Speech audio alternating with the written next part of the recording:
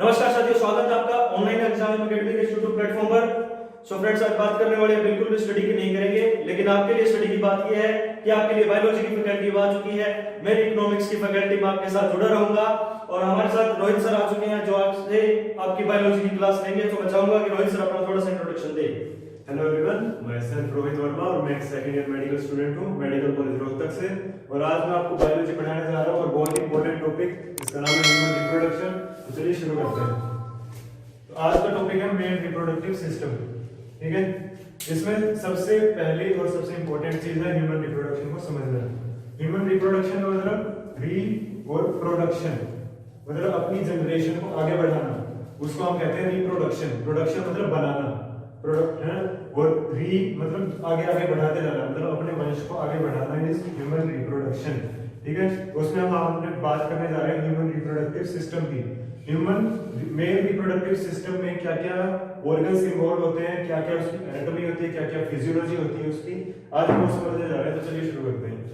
सबसे पहला जो बात आती है वो थी प्राइमरी सेक्स ऑर्गन की। जो सबसे मेन ऑर्गन है मेल रिप्रोडक्टिव ऑर्गन जो रिप्रोडक्शन में हेल्प करता है वो है टेस्टिस। आप सभी को पता होगा टेस्टिस जहां पर स्पर्म्स बनते हैं। टेस्टिस के कौन से पार्ट में? सेमिनिफेरस ट्यूब्यूल्स, जिसकी हम आगे बात करने जाएंगे। तो सबसे पहली लाइन है वो है प्राइमरी सेक्स ऑर्गन जो है हमारा टेस्टिस।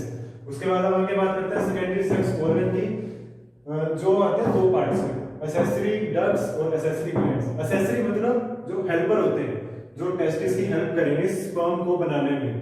तो वो एसेसरी डक्ट्स कौन कौन सी हैं? वो है रेडी टेस्टिस, वासा डिफरेंशिया। वासा डिफरेंशिया मतलब दिस इज टेस्टिस, यहां से एपिडिडर्मिस में स्पर्म किसके थ्रू ट्रेवल करेगा? वासा डिफरेंशिया के थ्रू। टेस्टिस से एपिडिडर्मिस में स्पर्म ट्रेवल करेगा वासा डिफरेंशिया के थ्रू। अगला जो आता है एपिडिडर्मिस, जहां पर स्पर्म्स बनके और स्टोर होते हैं, ये वाला पार्ट, इसको ध्यान से देख लीजिए। ये है एपिडिडर्मिस जहां पर स्पर्म बनके स्टोर होते हैं। और यहाँ पर स्पर्म बनके अगर स्टोर हो गया और आगे अगर उसको ट्रेवल करना है तो वो जाएगा वासा डिफरेंस के थ्रू। ठीक है, एपिडिडर्मिस में स्पर्म स्टोर हुआ और वासा डिफरेंस के थ्रू आगे ट्रेवल करके और यूरेथ्रा के थ्रू पास होगा। ठीक है, अब आती है एसेसरी ग्लैंड्स। जो हेल्पर ग्लैंड्स हैं, कौन कौन सी ग्लैंड्स जो हैं हेल्प करेंगी स्पर्म को ट्रेवल कराने में, स्पर्म के साथ सीमन को ऐड करने में, तो वो आती है एसेसरी ग्लैंड्स। उसमें सबसे पहली है सेमिनल वेसिकल। सेमिनल वेसिकल ये आपको दिख रही होगी यहाँ पर, जो कि सीमन बनाने में हेल्प करती है, नरिशमेंट में हेल्प करती है स्पर्म के। स्पर्म की जो टेल होती है, आपने स्ट्रक्चर देखा होगा स्पर्म का, स्पर्म की जो टेल होती है उसको लुब्रिकेट करने का काम करती है, सीमन बनाने का काम करती है सेमिनल वेसिकल। दूसरी आती है प्रोस्टेट ग्लैंड। प्रोस्टेट ग्लैंड ये आपको यहाँ पर दिख रही है, ये प्रोस्टेट ग्लैंड है। प्रोस्टेट ग्लैंड भी कुछ एंजाइम्स, कुछ सिट्रिक एसिड, मैं यहाँ पर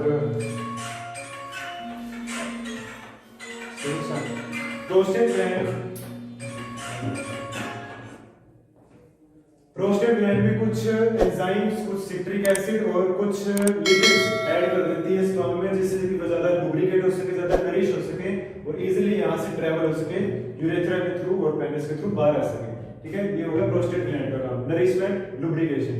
ठीक है, उसके बाद एक और ग्लैंड आती है कॉपर्स ग्लैंड, जिसको हम बल्बो यूरेथ्रल ग्लैंड भी कहते हैं।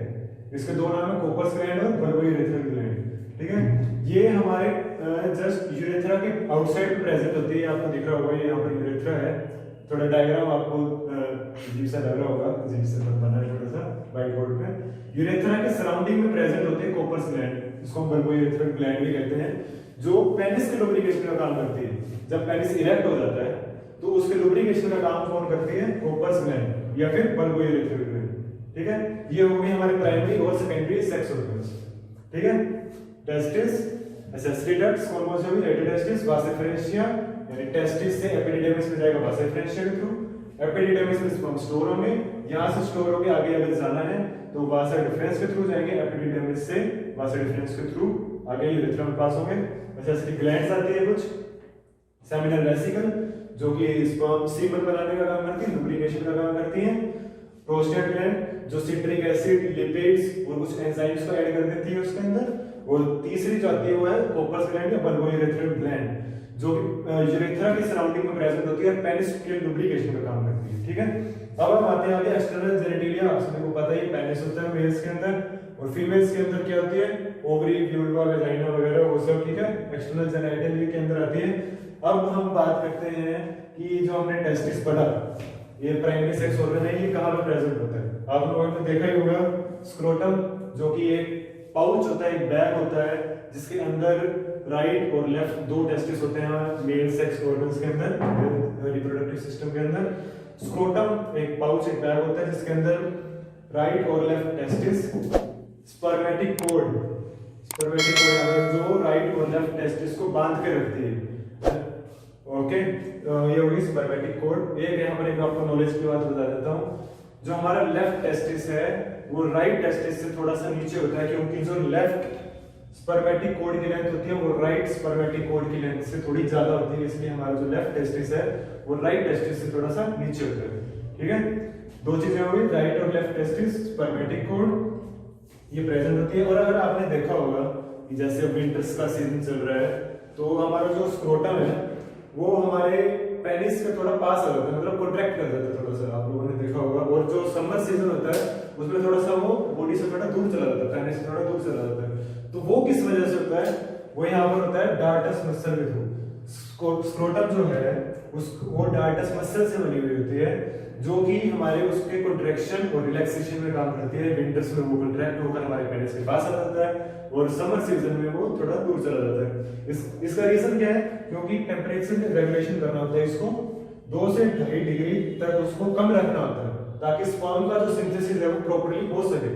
ठीक है, हमारा जो इंटरनल बॉडी टेम्परेचर होता है 35-36 डिग्री सेल्सियस से 98 डिग्री फ़ारेनहाइट हम कहते हैं, उससे 2 या 2.5 डिग्री कम रखना होता है स्क्रोटम को, ताकि स्पर्म का जो सिंथेसिस है वो प्रॉपर्ली हो सके।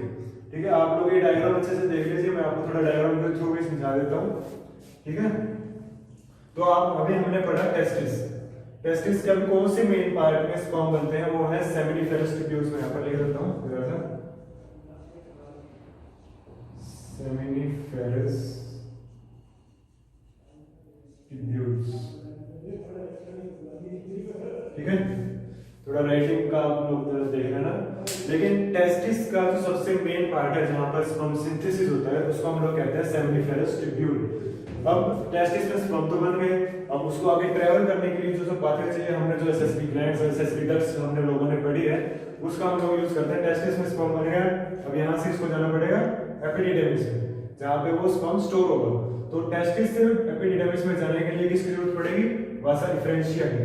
वासा डिफरेंशिया के थ्रू एपिडिडर्मिस में जाएगा।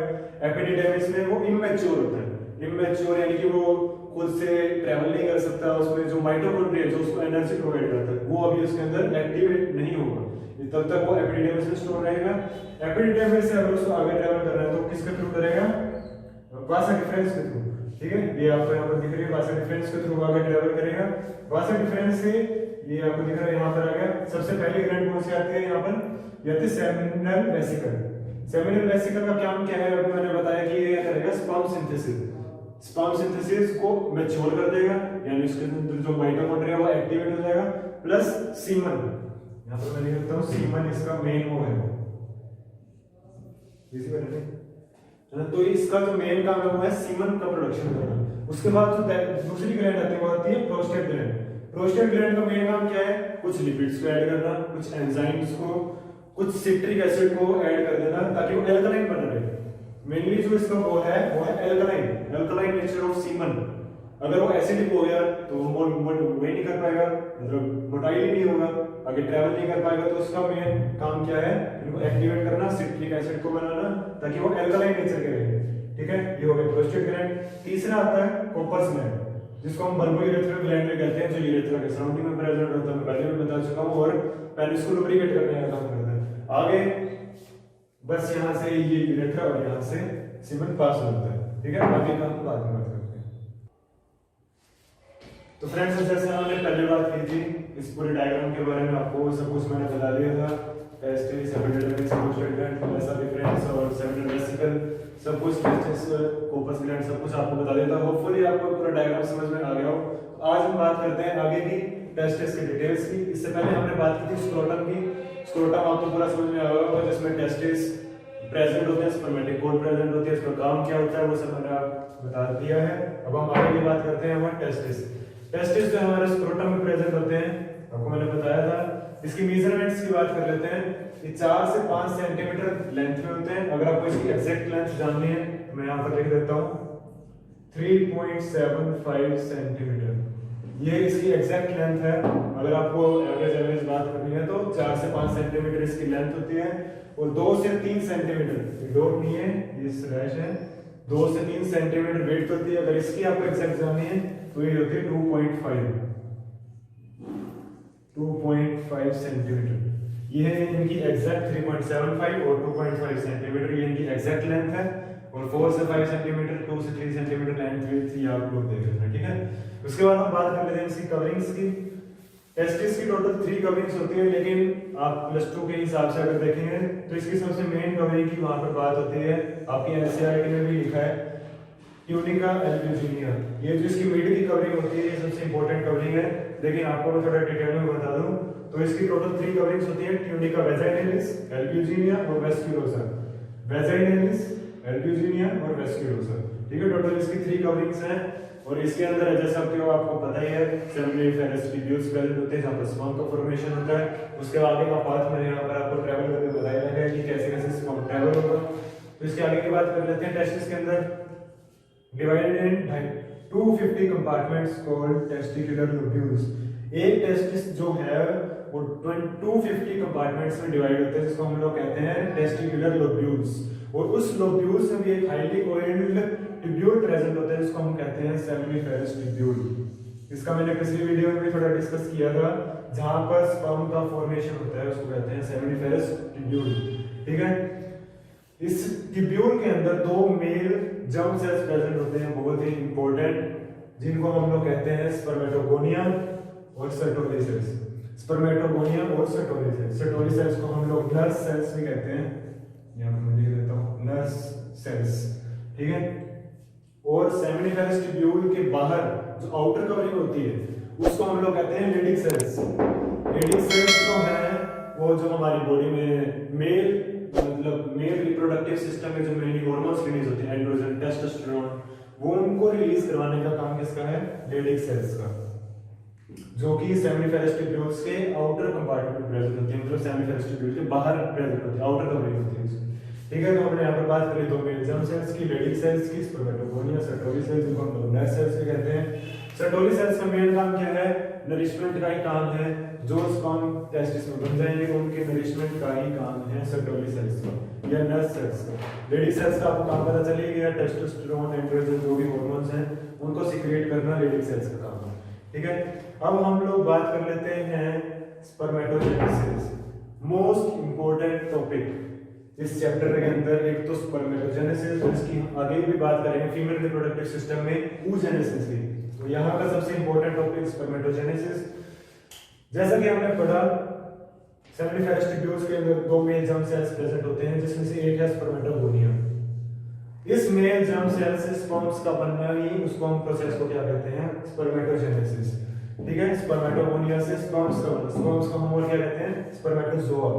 स्पर्मेटोजोआ को ही हम लोग स्पर्म्स कहते हैं। स्पर्मेटोगोनिया से स्पर्म्स बनना इज कॉल्ड स्पर्मेटोजेनेसिस, ठीक है।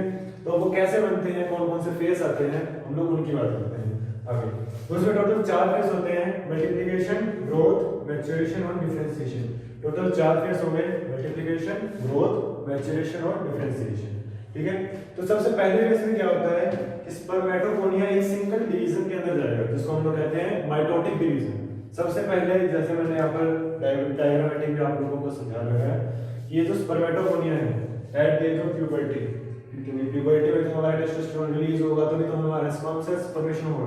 प्यूबर्टी के टाइम पर ही जब स्पर्मेटोगोनिया सबसे पहले डिवीजन के अंदर जाता है, माइटोटिक डिवीजन के अंदर जाता है, वो आता है सबसे पहले फेज के अंदर, मल्टीप्लिकेशन फेज कहते हैं, ठीक है। उसके बाद हम आगे आते हैं सेकंड फेज के अंदर, जिसको हम कहते हैं ग्रोथ फेज। ग्रोथ फेज के अंदर क्या होता है? जब स्पर्मेटोगोनिया माइटोटिक डिवीजन के अंदर जाता है तो वो किसका फॉर्मेशन करता है? प्राइमरी स्पर्मेटोसाइट का, जो कि ये दोनों ही डिप्लॉयड है, यानी कि इसमें 46 क्रोमोसोम्स मिलेंगे आपको, ठीक है। ये दोनों ही डिप्लॉयड है, 46 क्रोमोसोम्स मिलेंगे। तो ग्रोथ फेज में क्या होगा कि स्पर्मेटोगोनिया माइटोटिक डिवीजन के अंदर जाकर इसका फॉर्मेशन करता है प्राइमरी स्पर्मेटोसाइट का, ठीक है।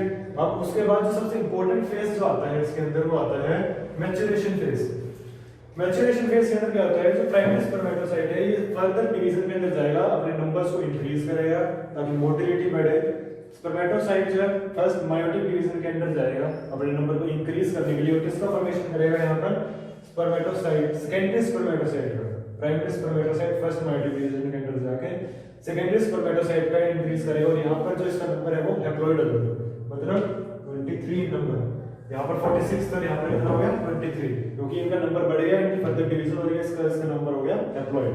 यहाँ पर लिखा भी हुआ है मैंने, primary spermatocyte undergo first meiotic division forms the spermatocyte is haploid.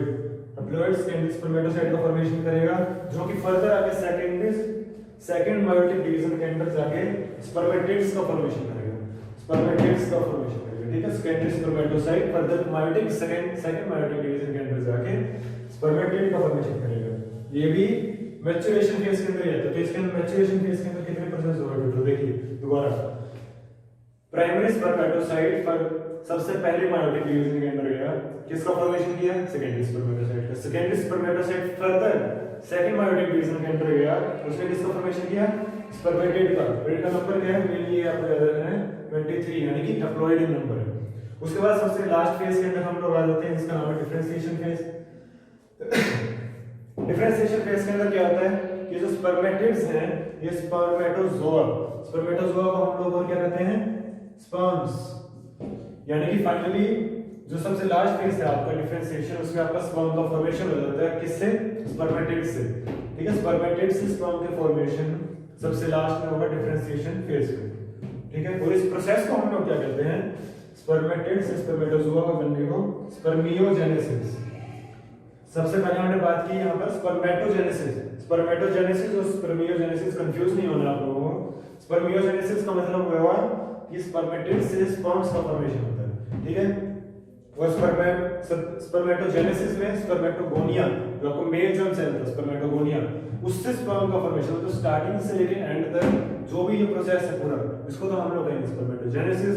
और जो स्पर्मेटिड से जो सबसे आपका फाइनल फेज है डिफरेंशिएशन फेज, स्पर्मेटिड से स्पर्म का फॉर्मेशन हम लोग क्या कहेंगे, स्पर्मेटोजेनेसिस, ठीक है। उसके बाद एक और प्रोसेस आता है स्पर्मिएशन, ठीक है। स्पर्मिएशन में क्या होता है कि आपका जो स्पर्म है, जब मैंने आपको बताया था कि एपिडिडर्मिस में अटैच होता है, एपिडिडर्मिस से वास डिफरेंस के थ्रू ट्रैवल करके यहाँ पर आता है, तो यहाँ पर ये सर्टोली सेल्स के साथ अटैच होता है। सर्टोली सेल्स ये देखिए, जो कि मैंने आपको अभी बताया था, ये नर्व सेल्स भी कहते हैं, उनका काम क्या होता है, मेनली नरिशमेंट का काम होता है। तो जब sperm cells get attached to this Sertoli cells to draw nourishment, जब ये वहां से नरिशमेंट ड्रॉ करेगा ताकि फ्लूइड के थ्रू मेनली ट्रैवल कर सके, उसका मोटिलिटी बढ़ सके, तो उस प्रोसेस को हम लोग क्या कहेंगे, स्पर्मिएशन। तो टोटल कितने प्रोसेस हो गए, 3 प्रोसेस हो गए, स्पर्मेटोजेनेसिस, स्पर्मियोजेनेसिस और स्पर्मिएशन। स्पर्मेटोजेनेसिस स्टार्टिंग से लेकर एंड तक का प्रोसेस, स्पर्मियोजेनेसिस स्पर्मेटिड से स्पर्म का प्रोसेस, और एक आया स्पर्मिएशन। स्पर्मिएशन में क्या था, स्पर्म्स जो है सर्टोली सेल्स के पास जाकर नरिशमेंट ड्रॉ करेंगे, तो वो हुआ स्पर्मिएशन। ये आपका पूरा हो गया यहाँ पर स्पर्मेटोजेनेसिस। बहुत ही इंपॉर्टेंट है, आपको अगर दोबारा अगर समझना हो प्लीज आप कमेंट सेक्शन में बता सकते हैं, मैं दोबारा भी आपको बता सकता हूँ। लेकिन ये बहुत ही इंपॉर्टेंट टॉपिक है आपके एग्जाम पॉइंट ऑफ व्यू से भी, और वैसे भी आपको पता होना चाहिए। मैंने आपको डायग्रामेटिकली आपको बता दिया सब कुछ। कैसे मैं बता देता हूँ कि at the age of puberty, जब आपके अंदर हार्मोन्स डेवलप होने लगते हैं, मेल सेक्स हार्मोन्स मेनली आपके अंदर डेवलप होने लगते हैं, तो वहां से आपका स्पर्म फॉर्मेशन शुरू होता है, जिसको हम लोग एक मेल जर्म सेल होता है हमारी बॉडी के अंदर प्रेजेंट, जिसको हम लोग कहते हैं spermatogonia. Spermatogonia first mitotic division के अंदर आता है। सबसे पहले माइटोटिक, फर्स्ट मेयोटिक और सेकंड मेयोटिक। सबसे पहले माइटोटिक डिवीजन होगा, स्पर्मेटोगोनिया माइटोटिक डिवीजन के अंदर जाके प्राइमरी स्पर्मेटोसाइट का फॉर्मेशन करेगा। Primary spermatocyte further first meiotic division के अंदर जाके सेकेंडरी स्पर्मेटोसाइट का फॉर्मेशन करेगा। Secondary spermatocyte further second meiotic division, अभी हमने बात की फर्स्ट मेयोटिक, अब हो जाएगा सेकंड मेयोटिक डिवीजन के अंदर किसका फॉर्मेशन करेगा, स्पर्मेटिड का फॉर्मेशन होगा। स्पर्मेटिड्स के बाद जब वो फाइनली स्पर्मेटोजोआ के अंदर जाएगा, तो उस प्रोसेस को हम क्या कहेंगे, स्पर्मियोजेनेसिस। और जब स्पर्म्स सर्टोली सेल्स के पास नरिशमेंट ड्रॉ करेंगे, तो वो स्पर्मिएशन। इसमें कुछ हार्मोन्स का भी आपको रोल होता है कि at the age of puberty आपको हार्मोन्स रिलीज होंगे। जब सबसे पहले जो आपका हार्मोन्स रिलीज होगा, टेस्टोस्टेरोन को रिलीज करवाने के लिए वो आपके ब्रेन में जो हाइपोथैलेमस पार्ट होता है, आप लोगों ने पढ़ा होगा बहुत अच्छे से, एंटीरियर पिट्यूटरी, पोस्टीरियर पिट्यूटरी, ठीक है। सबसे पहले आपने जो हार्मोन रिलीज होगा वो होगा GnRH, gonadotropin releasing hormone by hypothalamus. Hypothalamus के अंदर भी कौन सा, एंटीरियर पिट्यूटरी। सबसे पहले वो हाइपोथैलेमस से सबसे पहले हार्मोन रिलीज हुआ, गोनाडोट्रोपिन रिलीजिंग हार्मोन। उसके बाद फर्दर ये गोनाडोट्रोपिन रिलीजिंग हार्मोन ही दो और हार्मोन्स को रिलीज करवाएगा जिनको हम लोग कहते हैं FSH एंड LH, यानी कि फॉलिकल स्टिमुलेटिंग हार्मोन और ल्यूटेनाइजिंग हार्मोन, ठीक है। ये दो हार्मोन्स को रिलीज करेगा। इन दोनों हार्मोन्स का काम क्या है, फॉलिकल स्टिमुलेटिंग हार्मोन का तो काम है स्पर्मियोजेनेसिस करवाना। स्पर्मियोजेनेसिस अभी हमने पढ़ा, स्पर्मेटेड से स्पर्म्स का बनना इज कॉल्ड स्पर्मियोजेनेसिस। तो स्पर्मियोजेनेसिस में मेनली जिसका काम है वो है फॉलिकल स्टिमुलेटिंग हार्मोन यानी कि FSH, और LH का जो मेनली काम है वो है लेडिंग सेल्स। लेडिंग सेल्स में मैंने क्या बताया था कि सेमिनिफेरस ट्यूब्यूल्स के आउटर कवरिंग पर प्रेजेंट होते हैं लेडिंग सेल्स। इनका मेनली काम होता है हार्मोन्स को रिलीज करवाना, मेनली टेस्टोस्टेरोन, एंड्रोजन्स वगैरह जो भी हार्मोन होते हैं, मेल सेक्स हार्मोन्स, उनको रिलीज करवाने का काम होता है लेडिंग सेल्स का। उस लेडिंग सेल को कौन सा हार्मोन कंट्रोल करता है, ल्यूटेनाइजिंग हार्मोन।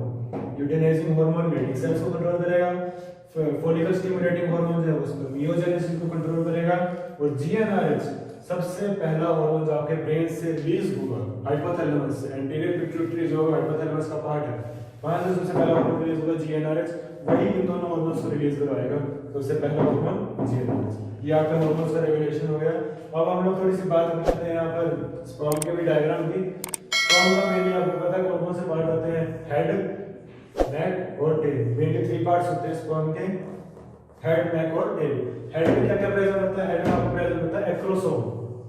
सबसे जो टिप पे प्रेजेंट होता है हेड की, उसको हम लोग कहते हैं एक्रोसोम। एक्रोसोम में भी जब आपका जो स्पर्म है वो वेजाइना के अंदर जाएगा, ट्रेवल करेगा, तो उसके आगे कुछ और फर्दर हार्मोन्स से प्रेजेंट होते हैं जो शायद आप सिलेबस के अंदर वैसे नॉलेज के लिए बता देता हूँ। उसमें हाइड्रोएमिनाइडेज, न्यूक्लियोटाइडेज, ऐसे करके कुछ इसमें एक्रोसोम में प्रेजेंट होते हैं जो आगे ओवम को फर्टिलाइज करने के काम आते हैं, एक्रोसोम के अंदर प्रेजेंट होते हैं। एक और प्रोसेस भी आएगा इसमें, वो भी मैं आपको आगे थोड़ा सा बताऊंगा।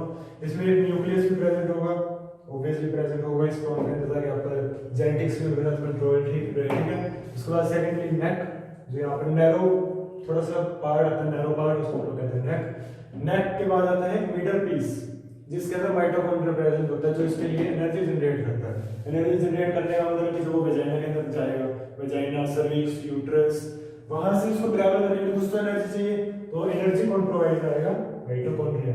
और सबसे लास्ट में टेल। टेल का मतलब सबसे एंड पार्ट, और जो उसका काम क्या होगा, उसके मूवमेंट को प्रोवाइड कराएगा, जो प्रॉपर मूवमेंट में वो जाए तो वो कौन प्रोवाइड कराएगा, टेल, ठीक है। तो ये हो गया थोड़ा सा पार्ट, थोड़ा सा रह गया है। तो जैसा कि आपने देखा कि मैंने आपको पूरा का पूरा सब कुछ समझा दिया है एक बार बहुत अच्छे से, सब कुछ, पेनिस, टेस्टिस, स्क्रोटम, अंदर के जो भी हार्मोन्स थे, स्पर्मेटोजेनेसिस, स्पर्मियोजेनेसिस, स्पर्मेटेड, जो भी था, ये पूरा डायग्राम से मैंने आपको पूरा डायग्रामेटिकली पूरा बता दिया है। और ये आपका स्पर्म का डायग्राम। इसमें से सबसे इंपॉर्टेंट पार्ट मैं आपको लास्ट में फिर से बता देता हूँ, स्पर्मेटोजेनेसिस सबसे इंपॉर्टेंट पार्ट है इस पूरे मेल रिप्रोडक्टिव सिस्टम का। मैंने आपको पूरा तरीके से एक्सप्लेन कर दिया है। अगर आपको कुछ भी डाउट हो तो आप कमेंट सेक्शन में लिख कर बता सकते हैं। और इस वीडियो को जितना हो सके ज़्यादा से ज़्यादा लाइक करें, कमेंट करें, शेयर करें, चैनल को सब्सक्राइब करें। हम ऐसे ही वीडियो और आपके लिए बाद में भी लाते रहेंगे। Thank you.